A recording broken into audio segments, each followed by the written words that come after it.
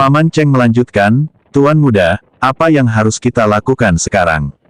Ayo pulang. Ye Xitian mungkin punya rencana lain dengan kepala keluarga, jadi jangan khawatirkan itu dan pulang saja. Kata Han Tian dengan sangat menyesal. Ngomong-ngomong, sebarkan kabar bahwa seluruh keluarga Han tidak boleh membuat masalah untuk Ye Xitian. Baik, Paman Cheng segera menyampaikan perintah itu kepada anggota keluarga Han lainnya. Pada saat yang sama, para jenius dan orang-orang dari Balai Ramuan Suci lainnya muncul dari pintu masuk alam rahasia roh darah. Tatapan tak terhitung jumlahnya serentak tertuju pada para murid Aula Ramuan Suci. Para murid perempuan dari Balai Ramuan Suci sungguh sangat menarik perhatian. Yang lebih penting lagi, pola pada pakaian mereka sangat jelas. Ini adalah tanda dari legenda kuno.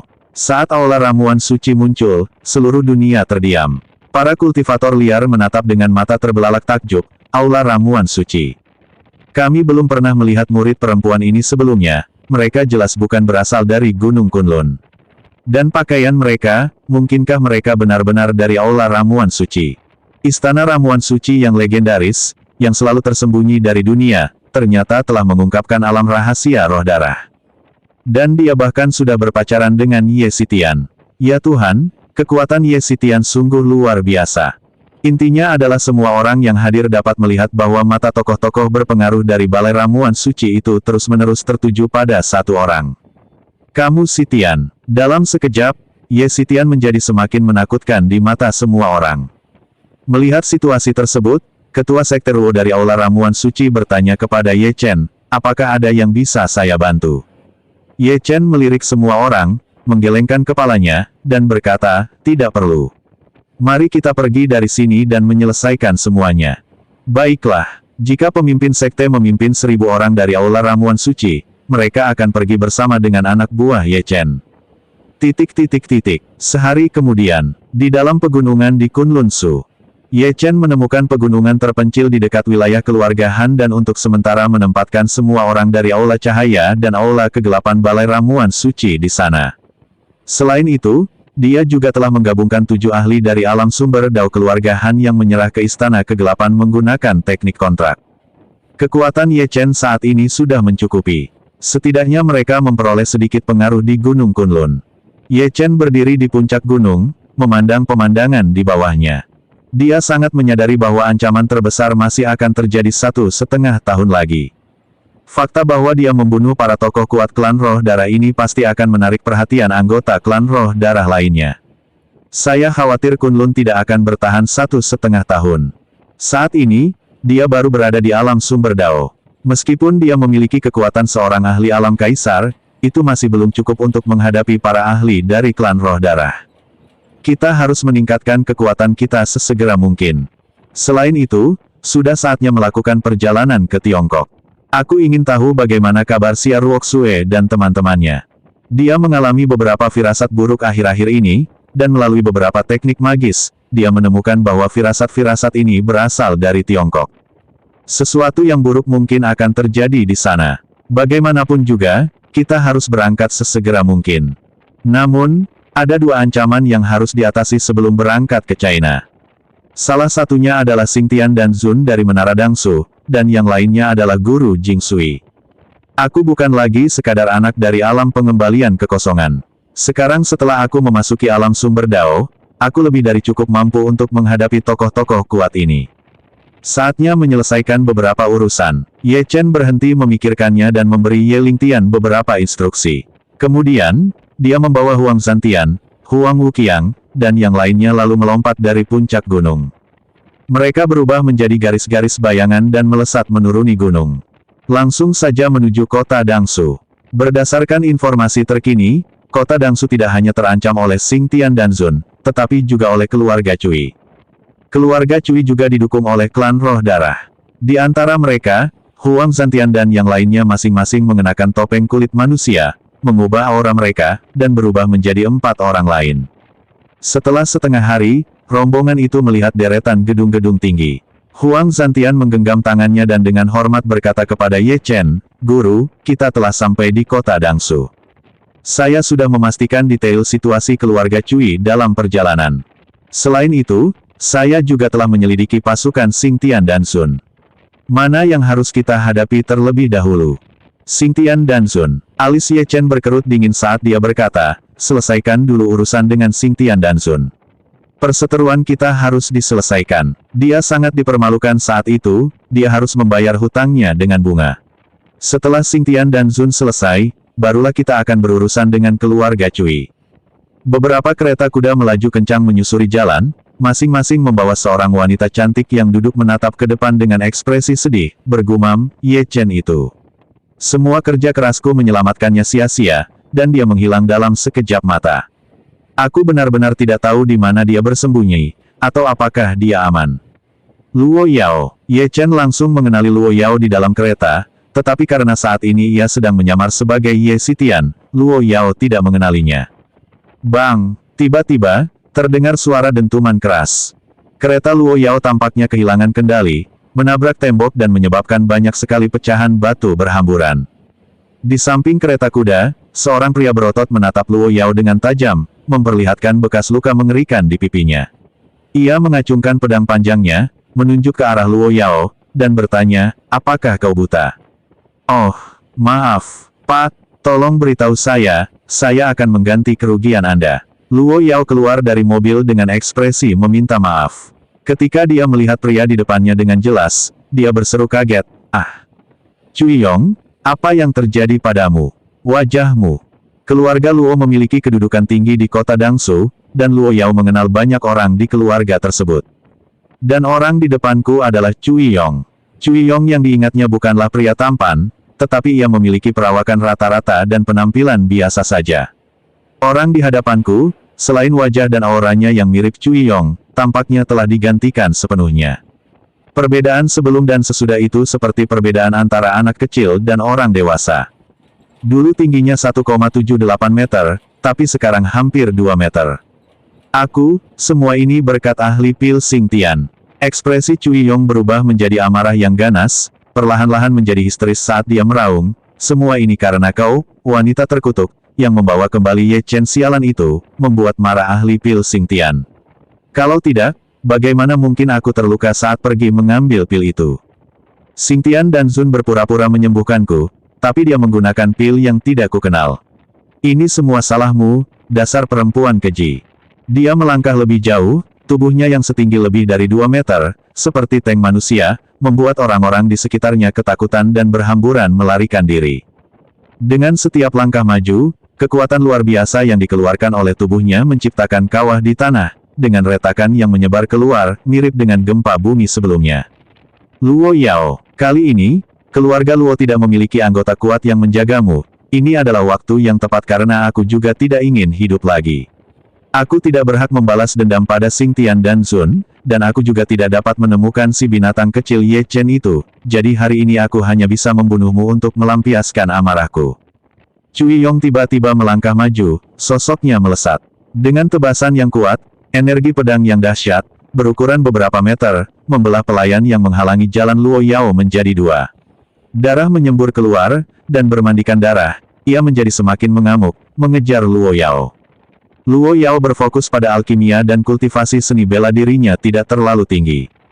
Dia tidak berhak menghentikan Cui Yong, yang berada tepat di depannya. Dia hanya pergi sebentar untuk menyelesaikan beberapa urusan hari ini, siapa yang berani mengganggunya di kota Dangsu. Tapi aku tidak pernah menyangka akan bertemu dengan Cui Yong yang gila hari ini. Wajahnya memucat, dan dia dengan cepat menelan sebuah pil, berniat menggunakan sihir untuk melarikan diri. Namun sebelum dia sempat mengucapkan mantra, dia diganggu tanpa ampun.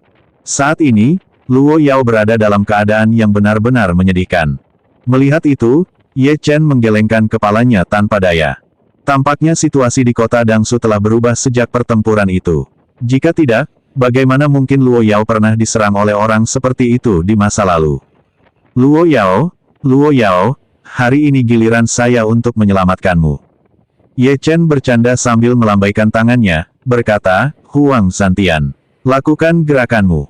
Ye Chen tidak perlu berurusan langsung dengan seseorang seperti Cui Yong, yang berada di alam Raja Void, karena itu akan merendahkan martabatnya. Baik, Guru. Huang Zantian melompat ke depan secepat kilat. Ujung jarinya, yang bersinar dengan cahaya biru es, berubah menjadi tombak panjang, yang ia loncatkan ke udara. Energi tombak itu saling bersilangan, membentuk jaring tombak. Tembakan meletus, dan tanpa peringatan, Cui Yong terhimpit di tanah. Keempat sambaran petir itu tanpa henti mencabik-cabik tubuh Cui Yong, secara bertahap melahap kekuatan dahsyat dan energi darah di dalam dirinya. Ah! Siapa yang menghalangi jalanku? Keluarlah! Cui tidak bisa bergerak, tetapi dia terus membuka mulutnya dan berteriak. Mendengar suara itu, Luo Yao berhenti, berbalik, dan melihat Huang Santian. Dia cukup terkejut dan bertanya, siapakah kamu? Guru, aku telah menangkap orang ini. Huang Santian berlutut dengan satu lutut, memegang senjatanya, dan memberi hormat kepada Ye Chen, sambil berkata, kualitas orang ini terlalu lemah, aku khawatir dia tidak akan mampu bertahan lama melawan serangan tombakku. Pemilik, Luo Yao terkejut, dan berpikir dalam hati, pemuda dengan kultivasi sekuat ini, namun ia menyebut orang di depannya sebagai gurunya. Mungkinkah semua jenius di alam sumber dao hanya pantas menjadi budak?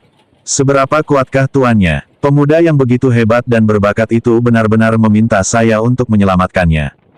Luo Yao merasa pusing. Tidak apa-apa, Ye Chen berjalan perlahan, dikelilingi oleh cahaya redup. Dia tampak seperti seorang pemuda, tetapi sepertinya dia tidak akan pernah bisa dilihat tembus. Luo Yao menatap Ye Chen, merasa aneh, orang ini, yang disebut guru oleh talenta muda itu, sepertinya aku tidak bisa memahami dirinya. Dia ada di sana, dalam jangkauan tangan. Namun aku juga merasa bahwa dia berada jauh di sisi lain langit berbintang, dan aku tidak akan pernah bisa menjangkaunya. Temperamen dan kultivasi seperti ini sungguh luar biasa. Jenius luar biasa ini berasal dari mana? Halo, nama saya Luo Yao. Luo Yao mengumpulkan keberaniannya dan melangkah maju dengan malu-malu, membungkuk kepada Ye Chen dengan sedikit senyum. Terima kasih telah menyelamatkan saya hari ini, Tuan. Bolehkah saya bertanya bagaimana saya harus memanggil Anda? Kamu Sitian. Ye Chen berusaha keras untuk menahan senyumnya. Kamu Sitian. Ye Sitian dari peringkat langit biru.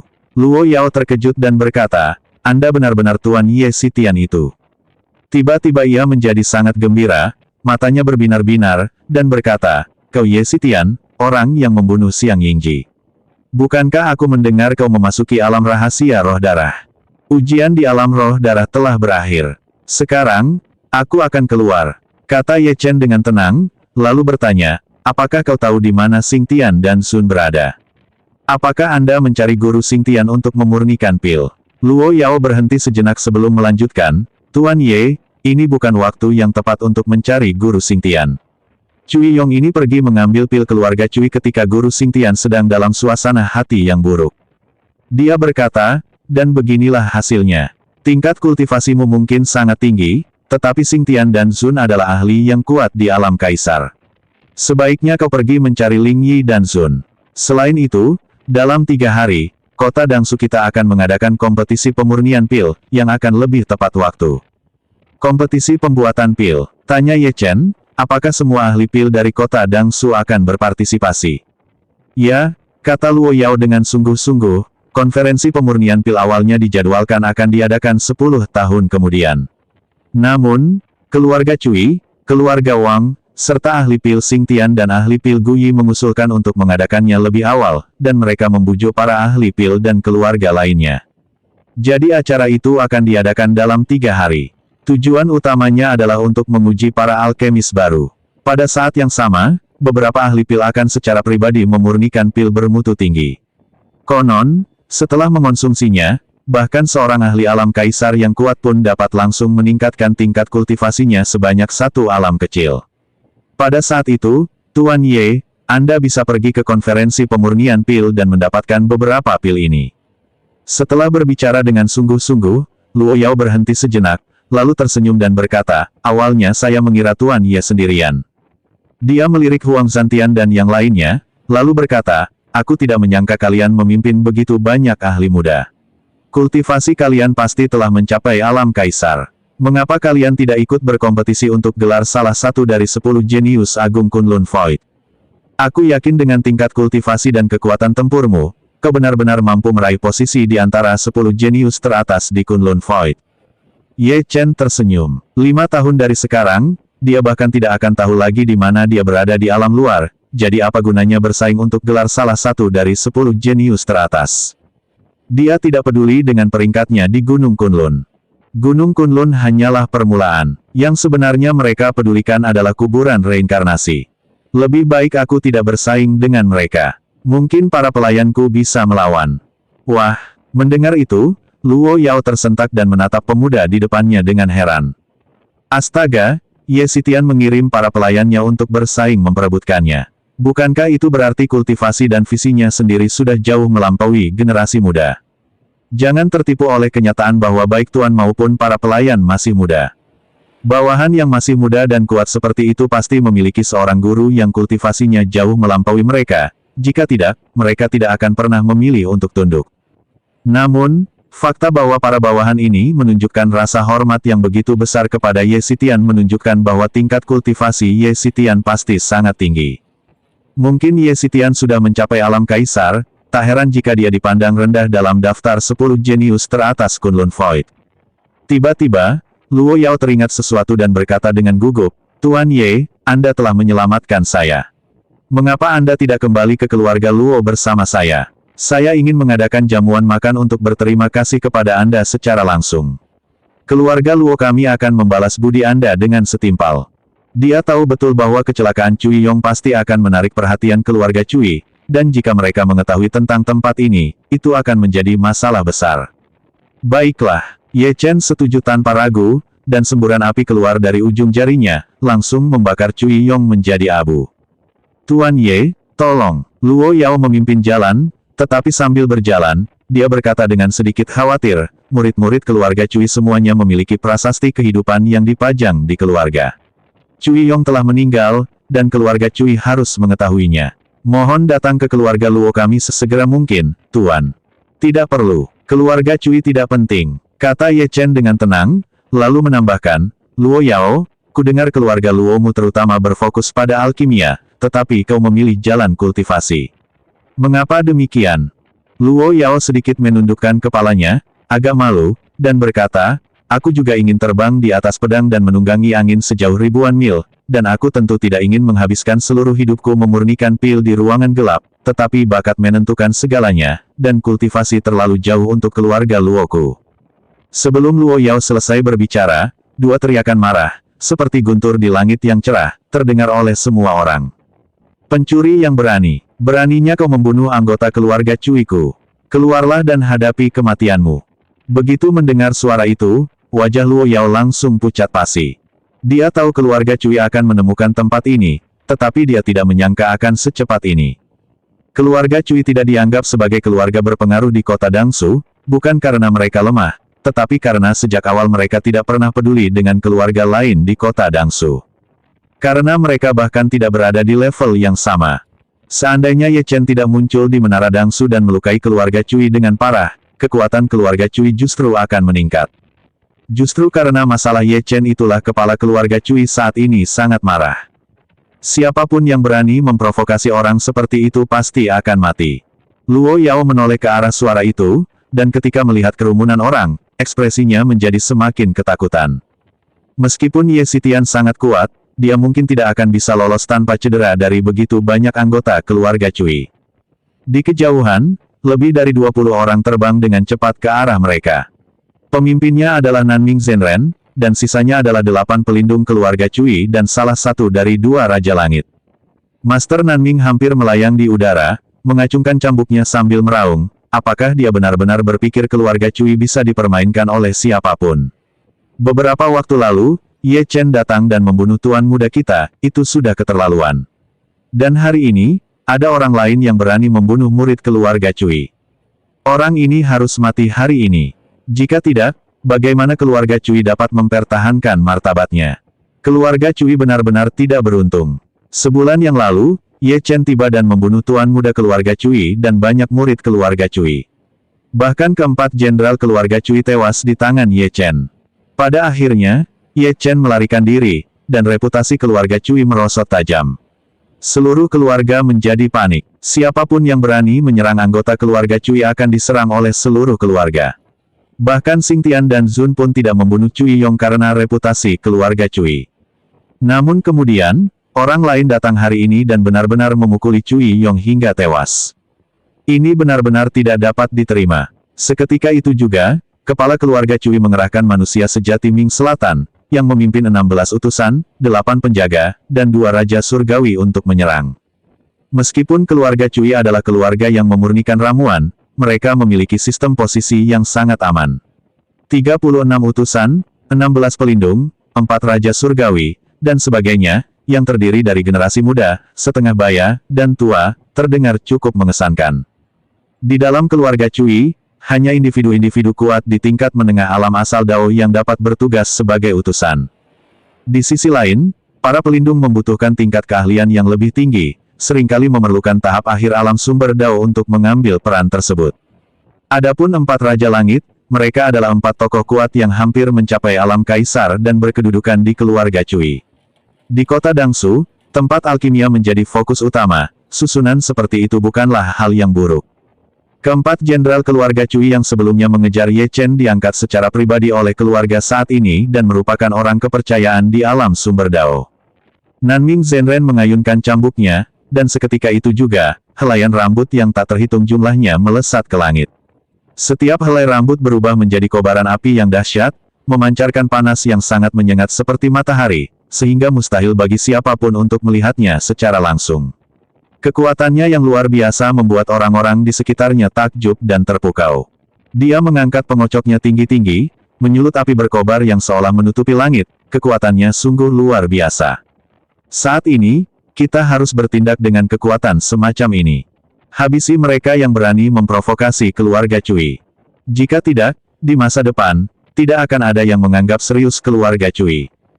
Dasar pencuri kurang ajar, berlututlah di hadapan pendeta Taois yang rendah hati ini.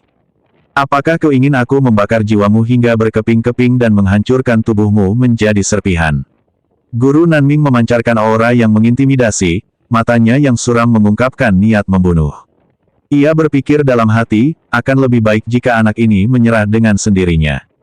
Lalu, aku akan menyiksanya sampai mati. Dengan cara ini, kita bisa memberitahu orang luar bahwa siapapun yang berani menyinggung keluarga Cui akan tetap dieksekusi, bahkan jika mereka berlutut dan bersujud sebagai tanda menyerah. Tuan Ye, Luo Yao berteriak panik, sambil meraih lengan Ye Chen. Tuan Ye, kita harus lari. Ini salah satu dari 4 tetua tamu keluarga Cui, Tuan Nanming. Dia adalah makhluk yang sangat kuat di tahap awal alam kaisar. Katanya makhluk ini sudah hidup lebih dari 1000 tahun. Ayo cepat, aku sudah menghubungi keluargaku, mereka pasti sedang dalam perjalanan. Keluargaku akan mengirimkan para ahli untuk menyelamatkan kita. Jangan takut, aku di sini. Ye Chen dengan lembut menepuk tangan Luo Yao yang ramping dan putih dengan tangan kirinya, pandangannya menyapu anggota keluarga Cui di hadapannya, dan dia tertawa, orang-orang tak berguna ini tidak layak disebut-sebut. Dia hendak mengeluarkan pedang penangkap naga pengaju surga ketika tiba-tiba dia teringat sesuatu dan tidak jadi mengeluarkan pedang itu. Lengan kanannya diselimuti kilat yang pekat, dan dia mengepalkan tinjunya dengan keras, suara buku-buku jarinya bergema di langit. Gelombang energi darah yang kuat menyapu keluar seperti gelombang pasang, momentumnya luar biasa dan kekuatannya mutlak. Alam Kaisar, apa itu? Siapakah pria sejati dari Nanming? Dasar pendeta Tao Bao, terima pukulan ini. Ye Chen menantang langit dan melepaskan pukulan dahsyat, dengan 99 lapisan kekuatan yang bertumpuk satu sama lain, kekuatannya membuat langit dan bumi takjub.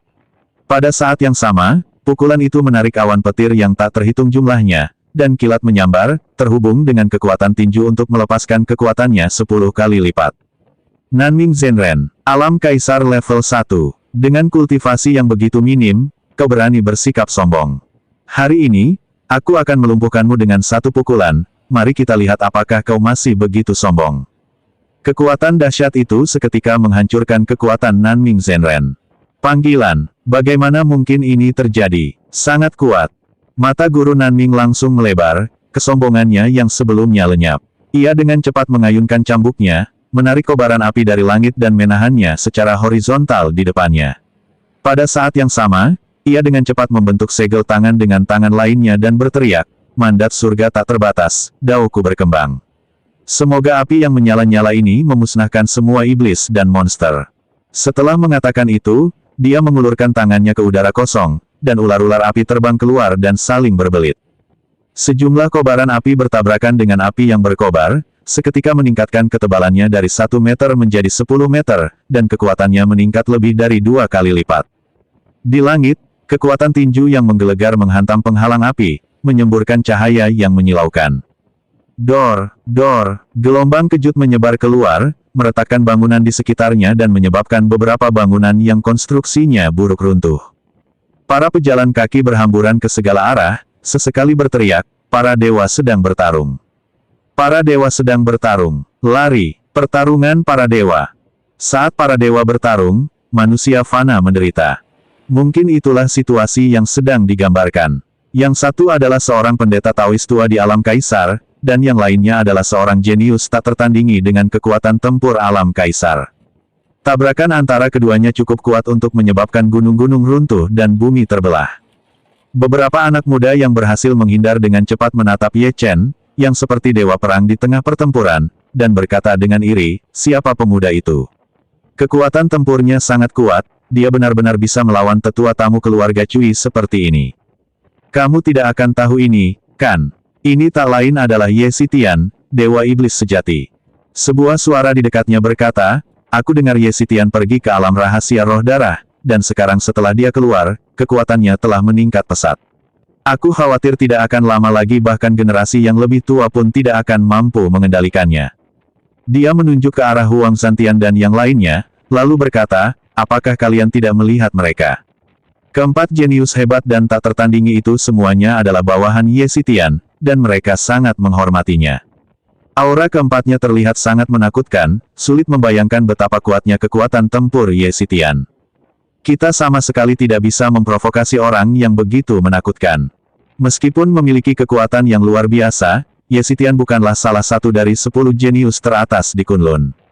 Namun, gelar sebagai salah satu dari 10 jenius teratas Gunung Kunlun mungkin tidak cukup untuk menampung kekuatan ilahinya.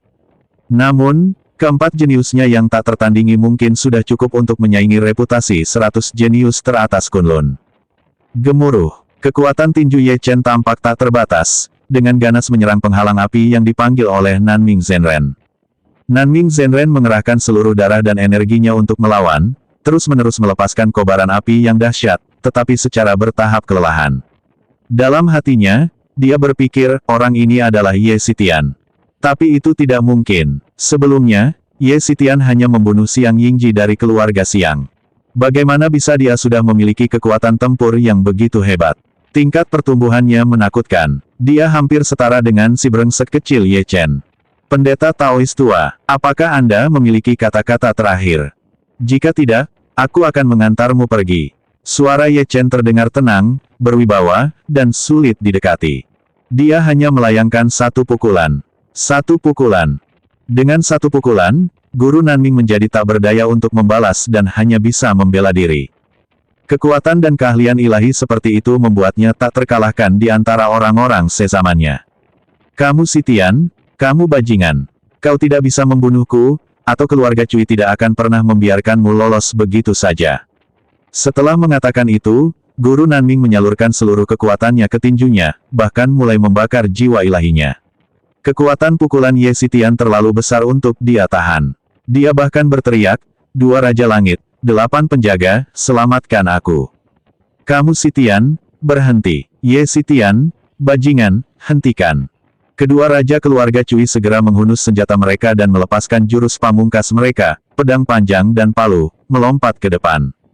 Sebuah pedang panjang, memancarkan kilau kuno, membangkitkan gelombang energi yang tak terhitung jumlahnya, melepaskan ratusan energi pedang yang melesat keluar seperti hujan meteor.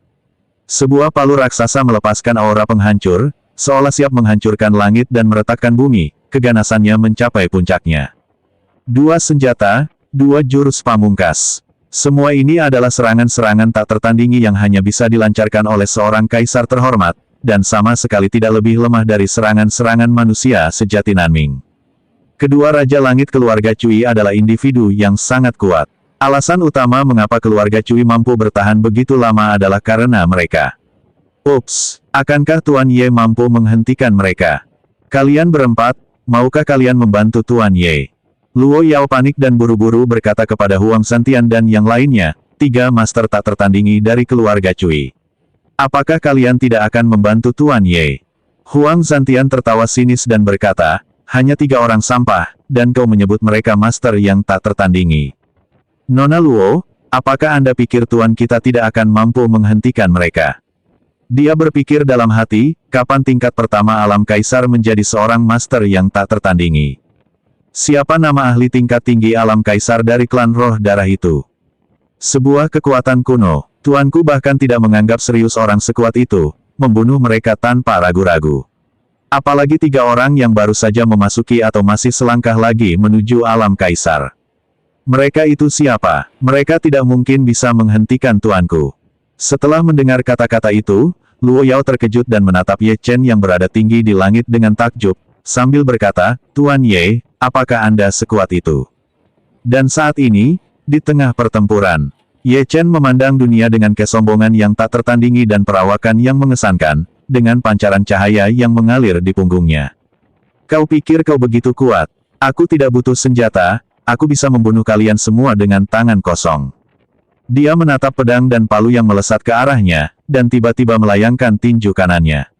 Kekuatan tinju yang dahsyat itu seperti gelombang laut, terus-menerus dan tak terbendung, tetapi sangat ganas, membawa aura menghancurkan segalanya dan melenyapkan semua hal. Ledakan. Dengan satu pukulan, dia menghancurkan ratusan energi pedang dan bahkan mematahkan pedang panjang menjadi 2. Kekuatan pukulan itu, bahkan saat mereda, melesat lurus melintasi formasi dan bertabrakan dengan palu raksasa, memperlihatkan kilauan yang memukau yang mengguncang langit dan bumi. Gempa susulan menyebar, membelah puluhan bangunan di sekitarnya menjadi 2. Ledakan. Palu itu tiba-tiba meledak, dan pecahan-pecahan yang tak terhitung jumlahnya berjatuhan di tanah. Kedua penyerang tangguh itu melepaskan serangan terkuat mereka. Ye Chen berhasil menghancurkan serangan-serangan itu satu demi satu dengan satu pukulan. Engah, cih, kedua raja keluarga Cui tiba-tiba memuntahkan seteguk darah, terdorong mundur, dan berulang kali menabrak dinding, dengan lebih dari setengah tulang mereka hancur. Mereka mengalami luka parah satu demi satu akibat pukulan Ye Chen. Ming Selatan, sekarang giliranmu. Ye Chen sangat kuat. Kekuatan tinju di udara tiba-tiba meledak dengan cahaya, mengubah dunia menjadi merah darah. Kekuatan tinju yang tak tertandingi itu melesat dari langit, langsung menghancurkan penghalang api dan menghantam dada Nanming Zhenren. Cih, tiba-tiba guru Nanming batuk mengeluarkan seteguk darah, dan tulang-tulangnya hancur dalam sekejap, meridian dan pembuluh darahnya juga pecah sedikit demi sedikit. Tubuhnya terhempas ke sebuah bangunan akibat kekuatan pukulan itu.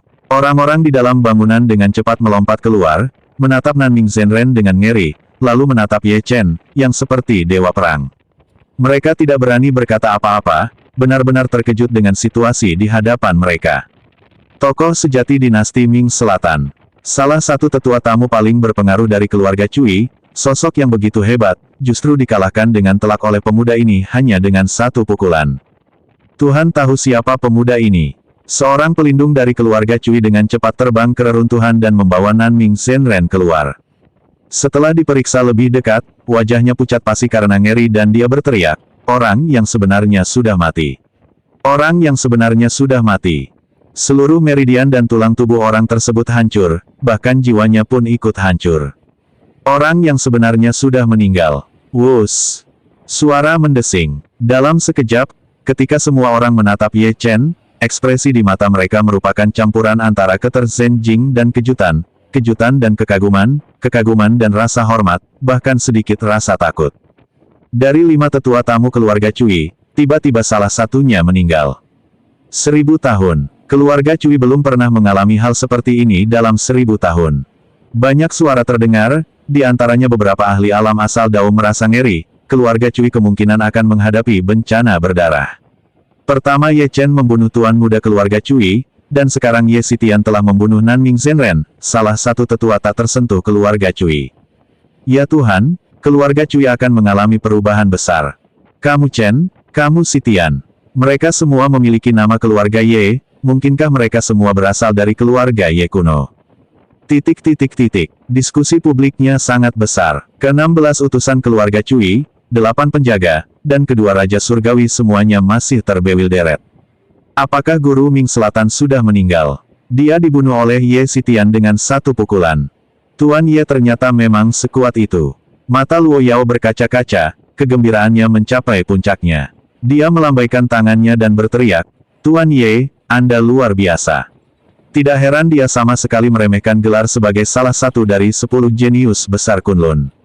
Ternyata, meskipun masih muda, kekuatannya jauh melampaui teman-teman seusianya, dan ia mampu bersaing dengan generasi yang lebih tua.